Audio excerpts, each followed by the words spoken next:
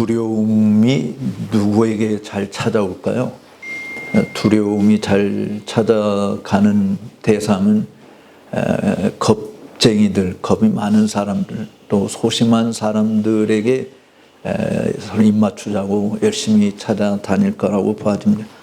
물론 용감한 사람에게 그러면 두려움이 없냐?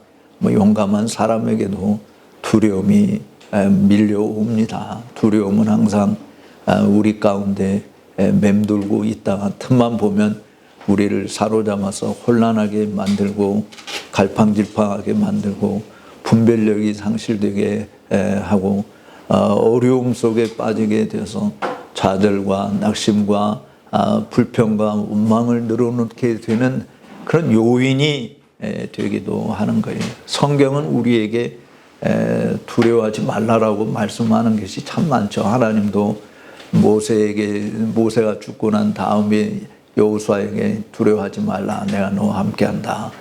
또 다윗도 솔로몬을 왕위로 얹혀놓고 두려워하지 말고 강하고 담대하라 라고 이야기하시고, 바울도 지금 디모데에게 하나님이 우리에게 주신 것이 두려워하는 마음이 아니다 라고 이야기하고 있습니다. 사실 두려움은 누구에게나 찾아오고 다양한 모습으로 다가오는데, 지금 우리 신생아를 모시고 온 부모님 입장에서는 이해가 다치지 않고 아프지 않고 잘 자라기를 바라는 염려, 이런 것들이 두려움으로 싹틀 수 있는 것이고, 사업을 하는 자들은 사업이 실패하지는 않을까 하는 두려움이 있는 것이고, 또 여행을 가는 자들도 여행 가서 또 비행기 사고로 저렇게 사고들이 요즘 많다 보니까 또 어떻게 되는 것은 아닌가. 정말 여러 가지 대상으로 우리에게 두려움이 찾아옵니다. 그런데 이 두려움과 손을 잡는 순간 우리는 평안을 누리기는커녕 낭떠러지기로 떨어질 수 있어요. 판단력이 흐려지고 진전보다는 퇴보를 추구하게 되고 시야가 좁아져서 사고뭉치가 될 수도 있습니다. 공동체의 유익보다는 자기 안위를 위한 일에 몰입되고, 그래서 불법과 편법을 행하는 것에 대한 아무런 자책감도 죄책감도 못 느끼고 정당한 것으로 생각하는 일들이 벌어지게 되는 것이죠. 여러분, 두려움이 엄습해오면 그거를 극복해 보고자 사실은 인간이 시도하는 일들이 정당한 것들만 있는 것이 아닙니다. 두려움을 피하기 위해서 거짓말도 하게 되고 배신도 하게 되고 안면몰수도 하게 되고 하는 일들이 우리 주변에 얼마든지 있을 수 있어요. 그런데 오늘 말씀을 통해서 우리에게 교훈하시는 것, 우리가 특별히 먼저 생각할 것은 한번 따라서 합시다. 두려움은 하나님이 주신 것이 아니다. 하나님이 주신 것이 아니다. 여기 본문 7절에서 바울이 그렇게 이야기하잖아요. 하나님이 우리에게 주신 것은 두려운 마음이 아니다라고 하는 것이. 그러니까 두려움은 거짓과 불의와 핍박과 고통을 다 끌어다가 우리에게 혼란을 빠뜨리고 넘어지게 하려는 사단의 술수 중에 하나이다라고 하는 것을 기억하실 필요가 있어요.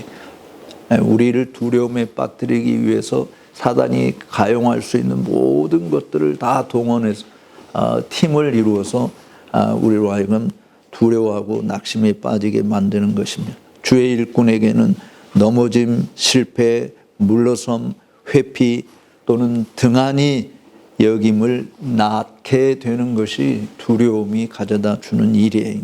그것이 선한 의도로 위장하고 나타나도 결국은 하나님의 일을 무너지게 하려고 하는 마귀의 계략이라고 하는 것을 우리는 잊어서 안 됩니다. 성도는 이 사실을 깊이 인식해야 돼요. 두려움은 영적인 진보보다는 퇴보를 이루게 됩니다. 물론 일부 전진을 위해서 이부 후퇴를 할 수 있는 것이 전략상 우리에게 필요할 수는 있지만, 그러나 그것이 아니라 순전히 포기하는 자리에 나아가게 하는 것이 두려움이에요. 여러분, 두려움 때문에 차 못 타는 사람도 있잖아요. 어떤 사람 제가 옛날에 그 목회할 때 들었던 이야기인데 차 타고 다니다가 사고로 죽을까 두려워서 차를 안 사고 다니. 그래서 늘 걸어 다니거나 이랬는데 결국 그 사람이 횡단보도 건너다 차에 치여서 죽었어요.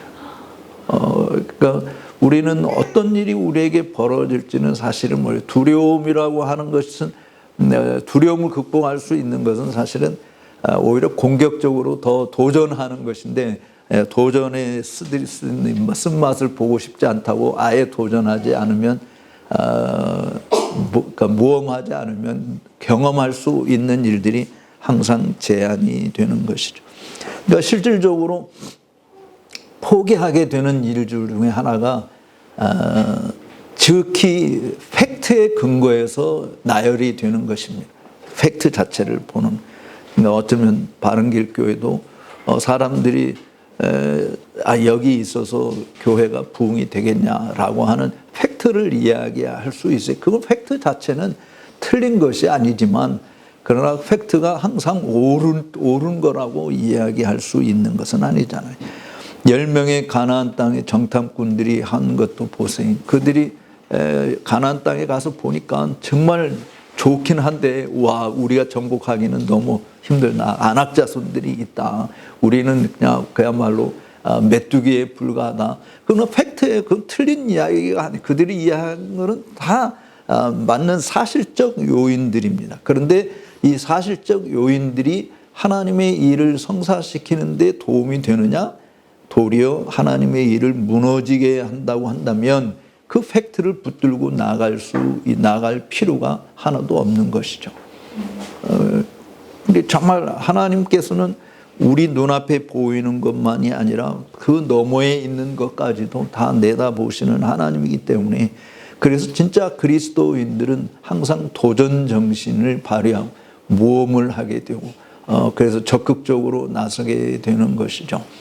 왜 하나님이 주관하신다라고 하는 것을 믿기 때문에 그런 거예요. 그런데 두려움 때문에 도망치고 두려움 때문에 포기하고 두려움 때문에 하나님 약속을 불신하고 두려움 때문에 하나님의 부르심을 무시해버리는 일들이 뭐 여러분만 있는 게 아니고 주의 종들에게도 다 있는 거예요. 요나도 뭐 도망친 것이 이 불신자들 이방인들이 예수 믿을까 봐 두려운 거예요. 그들이 복 받을까 봐. 다들 우리만 복을 받아야지 왜 저놈들이 왜 복을 받냐. 뭐 그런 것 때문에 도망친 거 아닙니까? 하나님의 종들도 다 두려워서 도망가요. 대표적인 예가 여러분들이 열왕기상 19장에 보면은 엘리야가 갈멜산에서 정말 850대 1 대단한 승리를 쟁취하고 난 다음에 무슨 소리를 듣습니까? 이야 이세벨이 특별 암살단을 조직을 해서 이 엘리야를 잡으러 지금 추격을 한다 이런 소리를 들은 거예요. 그러니까 엘리야가 나 살려라 하고 도망가서 로뎀나무 아래에서 하나님 날 차라리 죽여주세요. 나한테 더 이상 못해 먹겠어요. 엘리야에게 밀려온 두려움이 그를 도망치게 만들고 그런데 하나님이 그에게 까마귀를 통해서 먹이고 또 먹을 것을 제공하고 천사를 보내서 그의 기력을 회복하게 한 다음에 호렙산에 가서 야 엘리야 너 여기서 뭘 하고 있느냐? 하나님이 다시금 사명을 주셔서 왕들을 세우게 되고 자신의 후계자인 엘리사를 세우게 되는 일을 하는 모습을 보게 됩니다. 그러니까 두려움이라고 하는 것은 모든 사람에게 다 찾아오는 것인데 그런데 우리가 알아야 될 것은 엘리사의 잘못은 사실은 하나님 앞에 기도부터 했어야 되는데 기도 안 하고 그냥 이세벨의 소식 듣고 나 살려라 주랭랑 친 거였기 때문에 하나님이 나타나서 야 너 여기서 뭐 하고 있어? 오히려 격려하고 책망하기도 하고 또 하나님의 일을 계속 하도록 한 것인데 하나님이 우리에게 주신 것이 아니고 사단이 주는 것이다. 그러니까 하나님의 일을 망치려고 하는 여러분들을 향해 가지고 계신 하나님의 그 놀라운 계획을 붕괴시키고 사단의 손하기 위해서 좌지우지되는 종로로 하기 위한 사단의 술수라고 하는 것을 우리는 잊어서는 아니 되는 것입니다.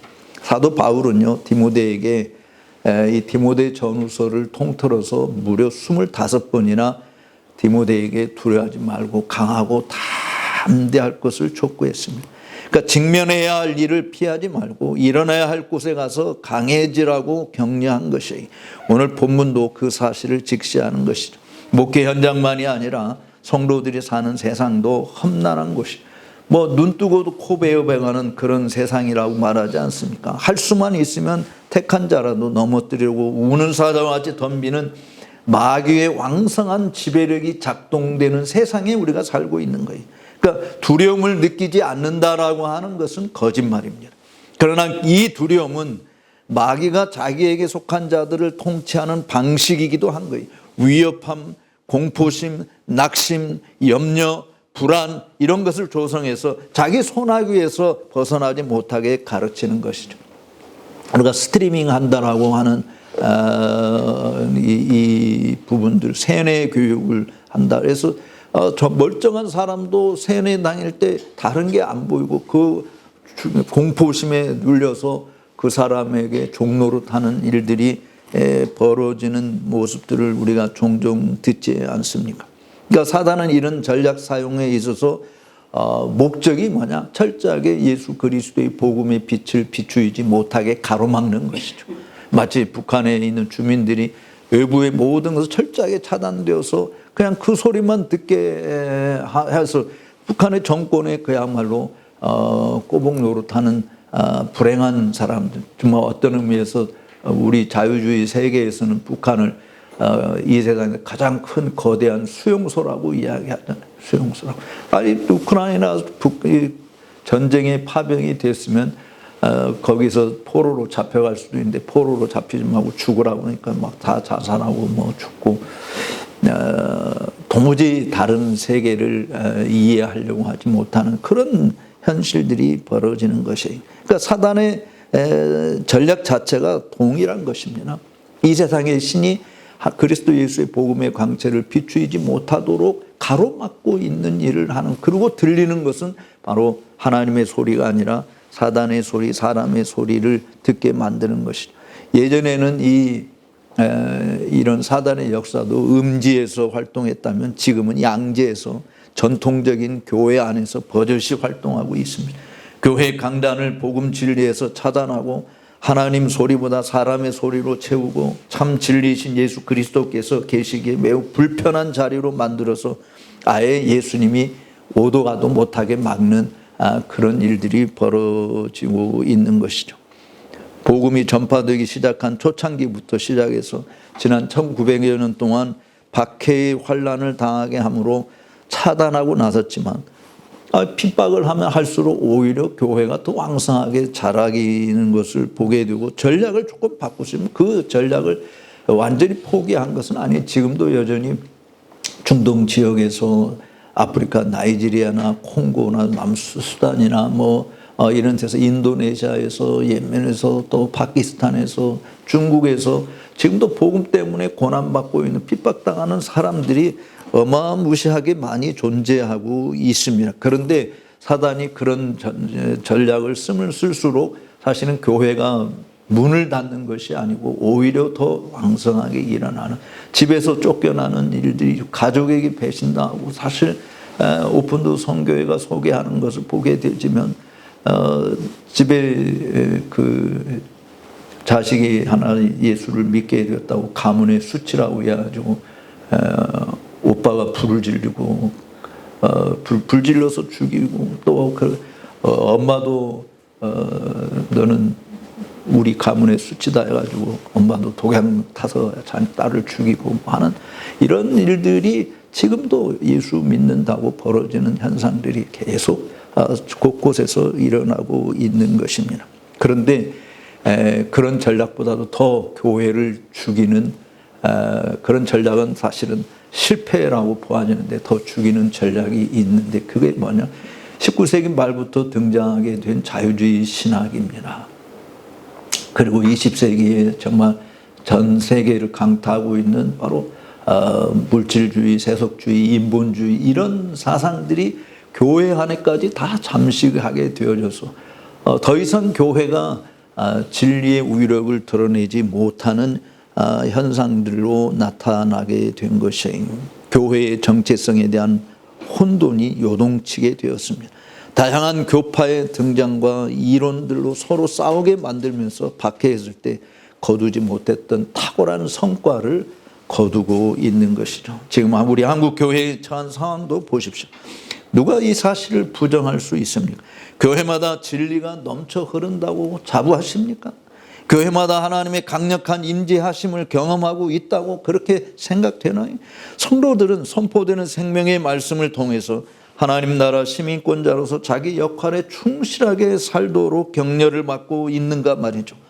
살아계신 하나님과의 교제의 깊이가 더해지고 있는 것인가? 아니면 교회의 공예배나 기도회나 성경 공부 모임에 등한히 여기게 되고 진리가 중심이 되기는커녕 사람들의 소리가 난무하게 되는 현상이 자연스럽게 한국 교회 안에 녹여들고 말았지 않았는가라고 하는 것이죠. 조금만 열심을 내면 야, 뭐 그렇게 할 필요 뭐 있어? 너 뭐 광신자냐? 뭐 이런 뭐 똑같이 세상에서도 똑같이 조금 뭐 아예 태극기 들고 나간다고 다 극우 세력들입니까? 뭐 아니면 그럼 자기네들은 극자라는 겁니까? 뭐 그러니까 서로 그렇게 편가르게 나눠서 뭐 비난하고 그러니까 신앙생활을 정상적으로 하는 것 자체가 비정상적으로 하는 사람들 눈에는 광신도로 보이는 것이죠. 그러나 세속주의나 인본주의의 향에 맞춰서 그냥 사람들 눈에 보기에 정직하고 바르고 정말 보수적인 그런 불신자의 삶과 다를 바 없는 그런 모습으로 있는 것이 그것이 진짜 신앙생활인 양 착각하게 만드는 것이죠. 진리를 배우고자 시간을 내보려고 하지만 아유 안 배워도 뭐 교회 다니는데 별 지장 없잖아. 뭐 굳이 배우려고 해. 이래서 성경 공부 모임도 별로 늘어나지 않고 또 뭐 저도 책을 여기 이제 따끈따끈한 책 엊그제 금요일 날 저녁에 나왔으니까 갖고 왔는데 그런 책도 뭐 그냥 안 읽어도 신앙생활하는데 지금까지 지장 없었는데 뭐 읽어야 되냐 이런 생각들을 사실 사람들에게 자꾸 안주하게 되는 것이죠. 그래서 마음은 멀어지고 입술로만 종교생활을 하는 것에 익숙한 자가 되고 마는 것입니다. 인간적이고 현실적인 상황에 안주하게 바라는 것이 교회의 쇠퇴의 추적이 되고 있는 것이죠. 두려움의 대상이 무엇이든 두려움은 하나님으로부터 온 것이 아니라고 하는 사실을 여러분들이 분명히 인식하기 바랍니다. 물론 우리 모두는 소심하고 두려운 상황을 수시로 접합니다. 어떤 사람들은 다른 사람 앞에서 말하는 것이 두렵고 어떤 사람은 대립과 반목하는 것이 두렵고 어떤 사람들은 어리석게 보이는 것이 두려워하고 어떤 사람들은 내가 이렇게 많은 저 사람이 반대하면 어떻게 하지? 이런 걸 두려워해서 아무것도 못하는 일들도 있을 수 있어요. 우리 모두는 다 정도의 차이가 있을 뿐 크고 작은 두려움에 직면하게 삽니다. 그러나 우리가 알 것은 그런 모든 것이 하나님으로부터 온 것이 아니다라고 하는 겁니다. 아마도 성격에서 비롯된 것일 수도 있어요. 아마도 육체의 연약함에서 비롯된 것일 수도 있어요. 그렇지만 그리스도인에게 다가오는 대부분의 두려움은 악마의 공격에서 비롯된 것이고 결국 하나님에게서 비롯된 것이 아니라고 하는 사실을 우리가 이 시간 깊이 인식하시고 그럼 하나님이 우리에게 주시는 게 뭐냐? 오늘 바울이 우리에게 8절에서 이야기하고 있는 내용을 살펴보도록 하겠습니다. 한번 따라서 합시다. 하나님이 주신 것을 적극 사용하자. 하나님이 안 주신 것 때문에 불평하는 일이 많을까요? 하나님이 주신 것 때문에 감사하는 일이 많을까요? 우리의 삶에 보시면 하나님이 안 주신 것 때문에 불평하는 게 많아요? 하나님이 주신 것 때문에 감사하는 일이 많아요? 정답은 하나님이 주신 것 때문에 감사해야 되는데 실제로 우리의 삶은 어떻습니까? 안 주신 것 때문에 불평하고 몸에 맞춰. 그러니까 안 주신 것 가지고 씨름할 거 없는데 하나님이 주신 것을 적극 활용하는 것이 안 주신 것에 대한 원망보다 훨씬 큰 능력을 발휘한다라고 하는 것을 우리가 잊어서는 안 돼. 그러니까 하나님이 지금 우리에게 주신 것이 뭐냐? 오늘 본문에서 뭐라고 이야기합니까? 하나님 우리에게 주신 것은 두려운 마음이 아니요 뭐라고 그랬어요? 오직 능력과 사랑과 절제하는 마음이다. 두려워하는 마음이 아니고 하나님이 우리에게 주시는 능력과 사랑과 절제하는 마음입니다. 저는 이 말씀에서 큰 은혜를 받아요. 사실 이제 이 말씀을 중심으로 내년 2월 달에 새로 출판할 책을 하나 쓰려고 생각하는데 하나님이 주신 것이 뭔가 천지 창조로부터 시작해서 우리의 구원에 이르기까지 하나님이 우리 인간에게 주신 것들이 정말 좋은 것, 악한 것을 주신 것이 아닌데 어쨌든 그 주신 것들을 마음껏 사용하는 것인데 오늘 바울이 디모데에게 격려하면서 주신 것이 생명과 능력과 사랑과 절제의 마음이다. 능력과 사랑과 절제의 마음이다. 겉은 담대하고 용감무쌍한 것 같아도 속에서는 오줌을 질질 싸는 겁쟁이도 있을 수 있지만 하나님은 우리를 그렇게 위장시키지 않습니다. 실력이 남달라서가 아닙니다. 본래 성격이 공격적이고 적극적이고 뒷배경이 튼튼해서가 아니 하나님이 주시는 것은 무지한 자가 지혜롭게 되고 약한 자가 강하게 되고 가난한 자가 부유한 자가 되고 비천한 자가 품위 있는 자가 되게 만드는 일이에요. 입만 살아서 나불나불 하는 것이 아니고 말에 힘이 있고 행동이 남다르고 가르침에 권위가 있게 하고 나타남이 예사롭지 않게 하는 열매들을 맺도록 하시는 것이 하나님이 하시는 일이에요. 우선 예수님의 제자들을 한번 보십시오.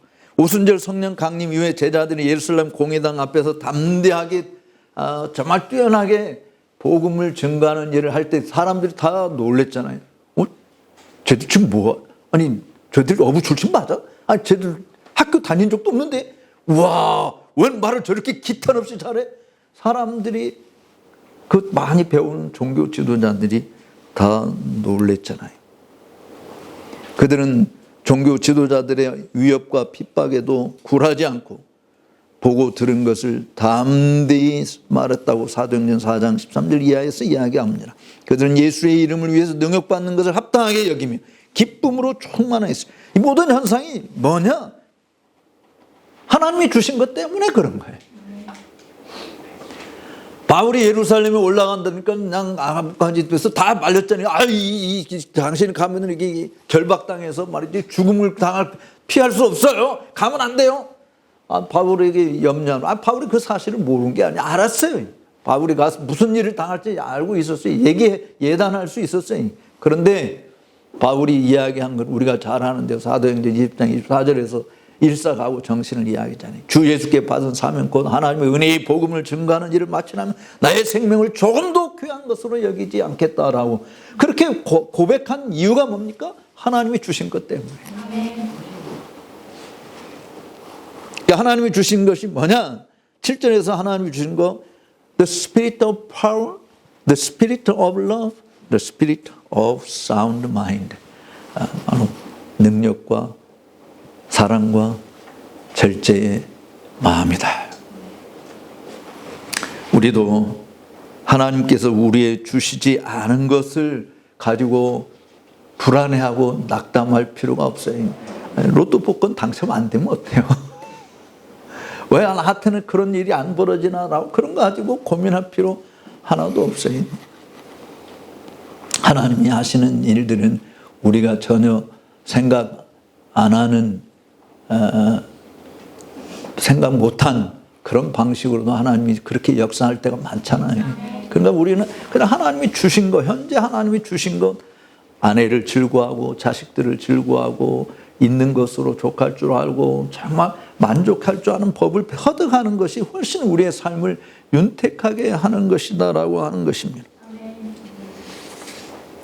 바울이 디모데에게 쓴 이 글을 통해서 단순히 네가 맡은 사역만이 왜 디모데에게 사실은 그 염려하는 두려운 마음이 없을 수 없었던 이유가 디모데가 나이가 일단 어리잖아요. 그래서 나이 어리다고 업신여김 당하지 않도록 주의할 것을 이야기했잖아요. 그리고 그가 맡은 교회가 지금 바울이 목회하고 난 다음에 뒤를 이어서 지금 에베소 교회를 맡고 있잖아요. 근데 에베소 교회가 이게 뭐 한 2, 30명 모이는 이런 정도는 에베소라고 하는 지역에 교회들이 여러 개 있거든요. 그걸 총 관리하는 일들을 맡아서 수고를 해야 되니까 그건 뭐 디모데 입장에서 사실은 두려운 마음이 없다고 볼 수 없습니다. 그러니까 그거를 간판 사도 바울이 너 목회 사역에 있어서 하나님이 너에게 주신 것은 두려운 마음이 아니다. 그리고 생명과 사랑과 절제의 마음을 주셨다. 그 이유를 이제 8절에서 이야기하고 있는 건데요.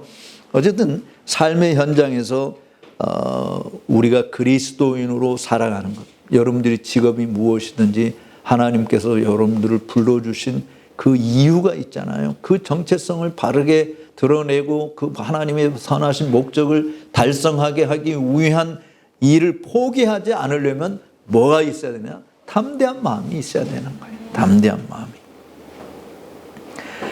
그러니까 우리에게 주신 목적이 돈을 잘 벌고 즐겁게 지내고 편안하게 살고 하는 거, 그런 거 이상이라고 하는 것을 우리가 알아야 됩니다. 바로 이것이 세 가지로 나와 있는 능력과 사랑과 절제의 마음, 이거를 하나씩 살펴봐도 사실은 굉장히 시간이 좀 간단하게 다 우리가 보도록 하겠습니다.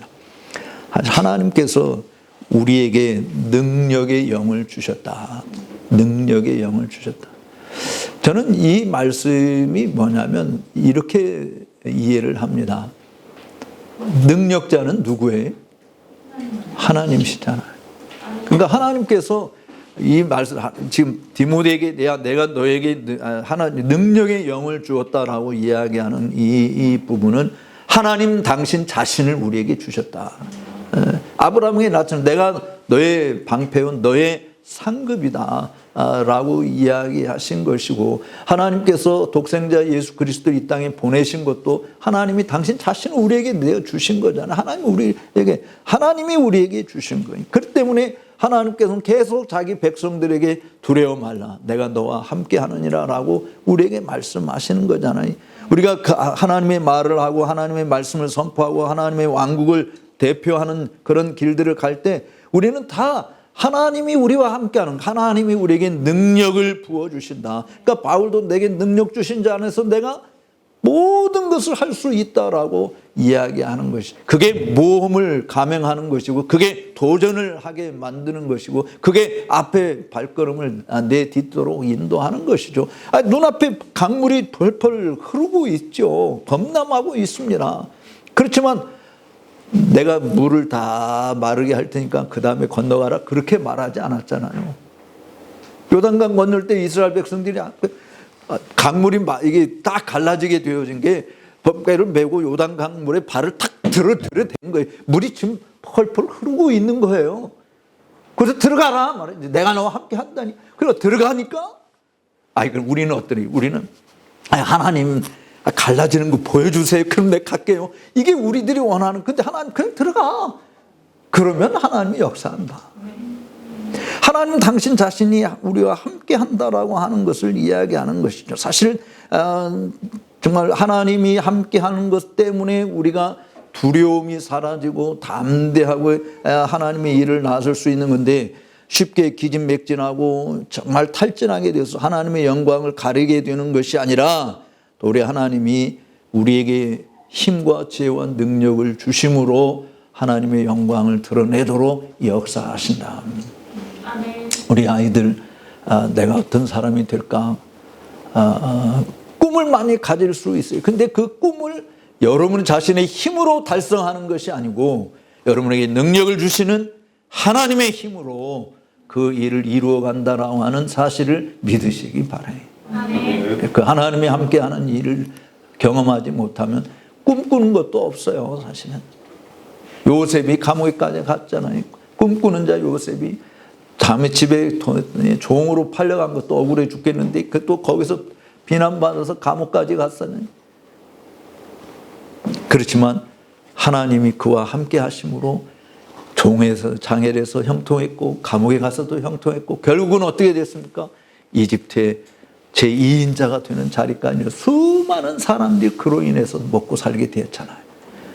하나님이 여러분과 함께 하시면 여러분도 능치 못함이 없을 줄로 믿으시기 바랍니다. 하나님은 우리에게 능력 주신다. 그래서 사역자들에게는 지금 바울이 디모데에게 이야기했듯이 고린도전서 2장 1절 또 4절 5절에 있는 말씀 보면 형제들아 내가 너에게 나아가 하나님의 증거를 전할 때 말과 지혜의 아름다운 것을 하지 아니하였다. 내 말과 내 전도함이 지혜에 관한 말로 하지 아니하고 다만 성령의 나타남과 능력으로 하여 너희 믿음이 사람의 지혜에 있지 아니하고 다만 하나님의 능력에 있게 하려 함이니라 라고 말씀했습니다.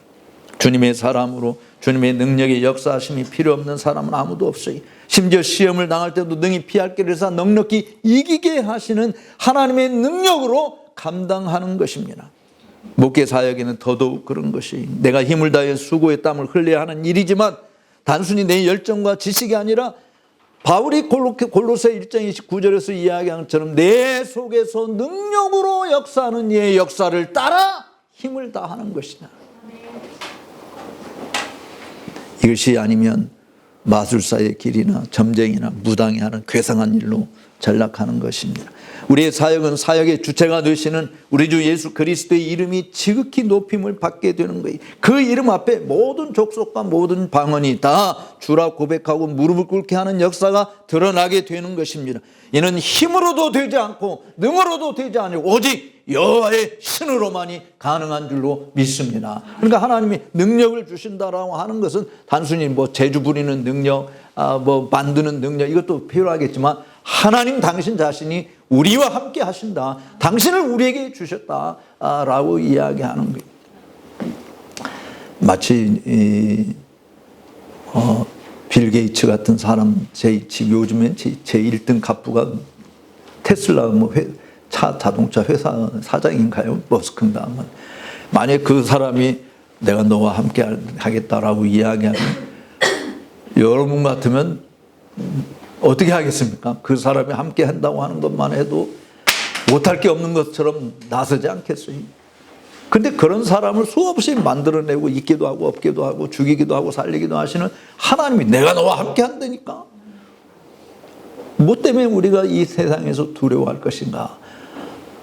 주변에 보고 있는 우리 눈앞에 펼쳐져 있는 팩트 자체, 상황 자체를 보고 낙심하고 절망하고 두려워하고 하는 것이 아니라 나와 함께 하시는 하나님 보시고 힘을 얻어서 요단강도 갈라서게 하는 홍해바다도 갈라서게 하는 그런 위대한 능력의 사람들이 다 되시기를 주의 이름으로 축복합니다. 그다음에 두 번째로 우리가 생각할 것이 뭐를 주신다고 그랬어요? 생명과 그 다음에 사랑이라는 사랑의 영을 주셨다. 그분이 우리에게 주신 능력에 대해서 많은 것을 참 말해주는데요. 많은 사람들이 능력을 뭐라고 생각하냐면 다른 사람을 얼마나 내가 통제할 수 있을까라고 하는 것으로 착각을 합니다. 그런데 주님의 능력은 한번 따라서 합시다. 우리가 다른 사람을 얼마나 사랑하고 섬길 수 있는지로 표현한다. 내가 다른 사람을 얼마나 더 많이 통제할 수 있느냐가 내 능력이 아니고 내가 얼마나 많은 사람을 섬길 수 있는가, 사랑하고 섬길 수 있는가로 표현하는. 그러니까 십자가에 못 박히시기 전날 밤에 예수님께서 아버지께서 모든 것을 자신의 손에 맡기셨다는 것을 알고 계셨고 그 모든 능력으로 예수님이 하신 일이 뭡니까? 요한복음 13장에 있는 말씀 보면 예수님은 겸손하게 제자들의 발을 씻기셨어요. 주의 일꾼들은 사랑의 일꾼이어야 하고 예수 믿는 사람들도 사랑의 종들이어야 하는 것입니다. 사랑이 없으면 우리가 잘 아는 고린도전서 13장에서 뭐 천사의 말을 하고 뭐 산을 옮길 만한 능력이 있고 온갖 예언의 은사와 치유의 권능이 있고 그럴지라도 사랑이 없으면 다 아무 소용이 없는 그냥 울리는 꽹과리 소리만에 불과한 그런 것이 되고 마는 것입니다. 사랑이 뭐냐? 사랑은 자기 희생이고 남의 유익을 구하는 것이에요. 목사의 존재는 양들을 위해서 목숨을 버릴 각오로 사역함에 있는 겁니다. 성도의 품격은 이웃을 내 몸처럼 사랑하는 데서 빛이 나는 것입니다. 사랑은 의무이기도 하지만 특권인 것이, 내가 누군가를 사랑하는 것으로 사랑하는 것 자체는 나의 영광이고 자랑이기도 하는 것입니다. 위로 하나님을 사랑하고 옆으로 형제들을 사랑하는 것은 특권과 의무인 거예요. 사랑이 배제된 신앙생활은 위선이요 거짓인 것입니다. 사랑은 받은 바 은혜의 반응이요 섬김의 수단인 것이에요. 하나님을 향한 경배와 감사, 그리고 형제들을 향한 사랑의 손길은 그의 계명을 지키는 순종의 삶으로 나타나는 것이죠. 주님도 사도 요한을 통해서 경고하신 것이 우리에게 분명히 들려주지 않습니까? 요한일서 4장 20절 21절에 누구든지 하나님을 사랑하노라 하고 그 형제를 미워하면 이는 거짓말하는 자니 보는 바 그 형제를 사랑하지 아니하는 자가 보이지 아니하는 바 하나님을 사랑할 수 없느니라. 우리가 이 계명을 주께 받았으니 하나님을 사랑하는 자는 또한 그 형제를 사랑할지니라. 사랑은요 굉장한 파워입니다. 사실은 하나님이 우리를 사랑하기 때문에 당신 자신을 내주신 거잖아요. 하나님이 우리를 사랑한 것 때문에 세상을 정복하는 위대한 힘을 발휘한 것이에요. 사랑은 국경도 없다고 이야기하잖아요.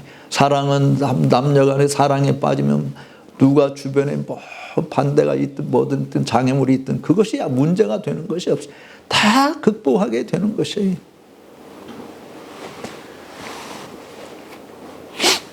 우리나라에서 가장 영향력 있는 철학자 중에 한 사람이고 장수의 표본이 되는 김영석 교수가 쓴 100년의 지혜라고 하는 책에서 작년에 나온 책인데, 그가 강조하는 것도 이겁니다. 사랑이 세상을 바꾼다. 예수님이 세상을 정복한 것이 무력이나 무슨 자선대한체를 통한 것이 아니잖아요. 그의 십자가 사랑이었지 않습니까? 사랑은 길이 없는 곳에 길을 만들 수 있어요. 사랑은 막힌 장벽도 허물을 수 있어요. 사랑은 전쟁과 반목이 난무한 곳에 화목과 평강을 이끌어낼 수 있습니다. 지금 찬송가에 있는지 없는지 모르겠지만 옛날 찬송가에 이런 찬송이 있어요. 세상 모두 사랑 없어 냉랭함을 아느냐, 곳곳마다 사랑 없어 탄식 소리뿐일세. 악을 선케 만들고 모든 소망 채우는 사랑 얻기 위하여 저들 오래 참았네. 2절에는 곳곳마다 번민함은 사랑 없는 연고요, 측은하게 손을 펴고 사랑받기 원하네. 어떤 이는 고통과 근심 걱정 많으니 사랑 없는 까닭에 저들 실망하도다. 기갈 중에 있는 영혼 사랑받기 원하여 아이들도 소리질러 사랑받기 원하네. 저희 소리 들을 때 가서 도와줍시다. 만민 중에 나가서 예수 사랑 전하세. 그 사랑 우리에게 부어주셨잖아요. 하나님께서 그 사랑 우리에게 부어주셨으니 사랑의 원자탄도 만들어내는 이유가 거기에 있는 거 아닙니까? 목사들 향해서 주는 청교도들의 교훈 중에 하나가 뭐냐면, 목사가 하는 모든 일이 다 성도들의 유익을 위해서 하는 것이다 라고 하는 것을 알게 하라, 그런 얘기예요. 목회하는 일들이 그냥 우리 자신의 나는 종교적인 직분을 충실히 감당하고 있다라고 하는 것이 아니라 하나님이 내게 맡겨주신 양들의 영적 유익을 위해서 하는 것이다.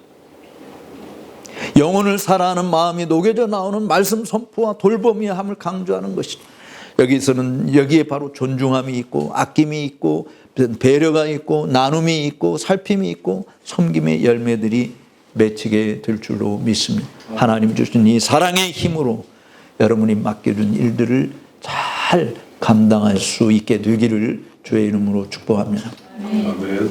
어떤 사람이 직장 생활을 하는데도 보면 적응이 잘 안 되고 힘들어 한다고 해서 제가 그렇게 조언을 줬어요. 야, 성경에 있는 대로 모든 일을 주께 하든 하라. 여러분, 모든 일을 주께 하든 하는 주님을 섬기듯이 그렇게 하게 되어지면 일에 재미가 없다고 짜증낼 수 있을까요? 나한테 만족이 없다고 그걸 불평할 수 있을까요? 사실은 그렇지 않다고 봐야지. 정말 우리는 주님께 하듯 즐거움으로 하게 되면 냉랭하고 찬바람이 쌩쌩 부는 이기적인 사람이 아니라 사랑이 가득한, 그래서 이 배려와 섬김과 나눔과 살핌이 주변에 풍성한, 아까 이한 대로 하나님이 주신 능력의 표현, 내가 얼마나 많은 사람을 통치하고 지배하는 이게 아니라 얼마나 많은 사람을 사랑하고 섬기는 일로 나타나는 그런 일에 복되게 쓰임받는 우리 바른길 교회 성도 여러분들이 되시기를 주의 이름으로 축복합니다. 한 가지 더 말씀드리면, 세 번째가 절제의 마음을 주셨다라고 이야기했는데, 여기서 이 절제라고 하는 말, 고대 헬라 단어는 두려운 상황에서 오는 공황과 혼란과는 대조적으로 차분하고 자제력이 있는 마음이라는 개념을 가지고 있습니다. 성령의 열매 가운데 절제가 있는 것은 매우 이상한 것이 아니고 타당한 것이에요. 사랑과 희락과 화평과 오래 참음과 자비와 양성과 충성과 온유, 8가지 이야기고 마지막이 절제예요. 여러분, 이것은 우리에게 주는 교훈이 뭐냐? 사랑도 지나치면 문제가 심각합니다. 그러니까 사실은 절제의 마음을 주셨다라고 하는 이 부분은 과다 지출을 방지하는 것이죠. 과다 지출을 방지하는 것입니다. 절제가 되지 않으면요, 영혼을 파멸하게 될 수도 있어요. 과식이 그렇고 과소비가 그렇고 과다 남용이 그런 것입니다. 육체의 연습도 지나치면 경건에 큰 손실을 초래하는 것이에요. 그래서 정말 절제는 항상 자기를 살피는 일을 하게 됩니다. 자기 점검을 하게 되는 것이에요. 쉬지 말고 기도하라고 그랬다고 해서 밥 먹는 것도 포기하고 직장 가는 것도 포기하고 애들 돌보는 것도 포기하고 다 그냥 기도만 하고 있다고 하는, 그렇게 하라고 하는 게 아니잖아요.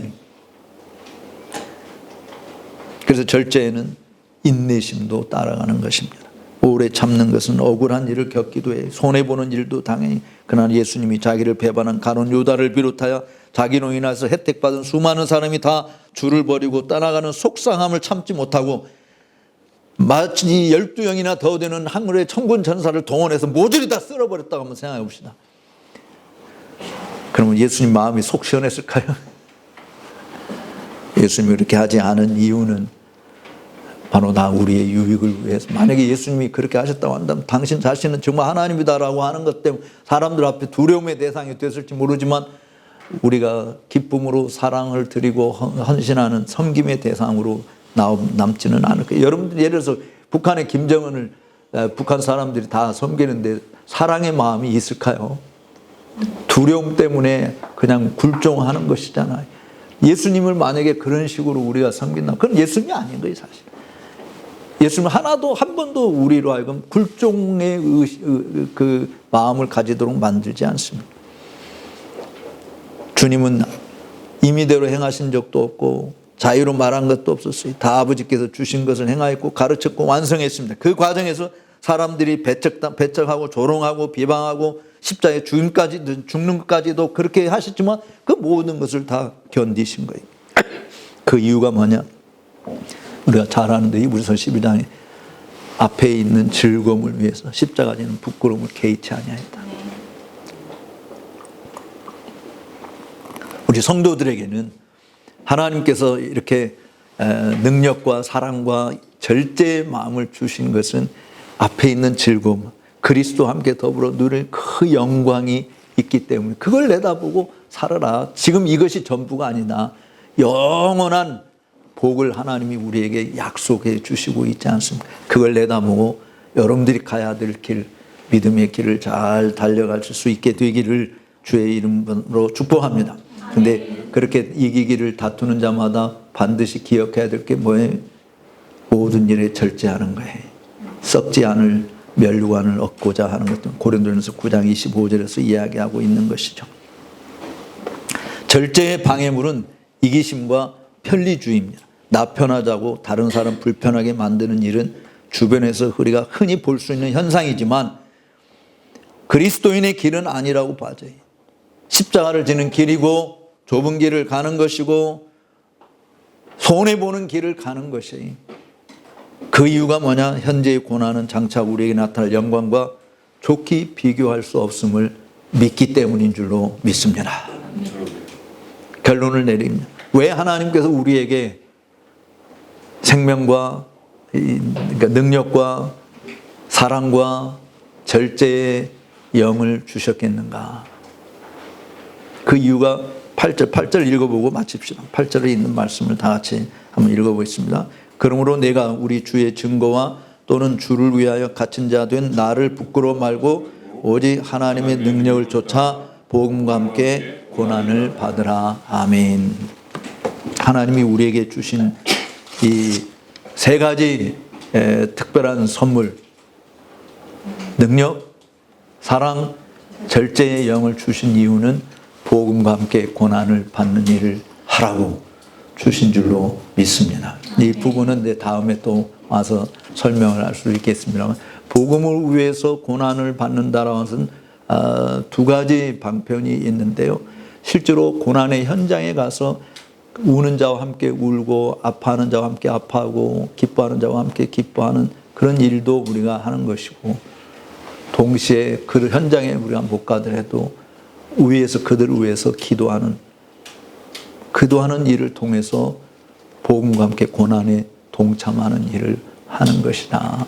그래서 선교제 같은 데도 가는 이유가 그런 데 가서 그들과 함께 하는 것도 우리에게 필요하지만 또 못 가더라도 그런 데서 고난당하는 형제들을 위해서 함께 기도함으로 말미암아 그들의 고난에 동참하는 길을 갈 수 있다. 하나님이 우리에게 주신 바로 능력과 사랑과 절제의 마음을 통해서 이런 복음의 진보를 이루는 일에 우리 바른길교회 성도 여러분들이 복되게 쓰임받게 되기를 주의 이름으로 축복합니다. 기도하겠습니다.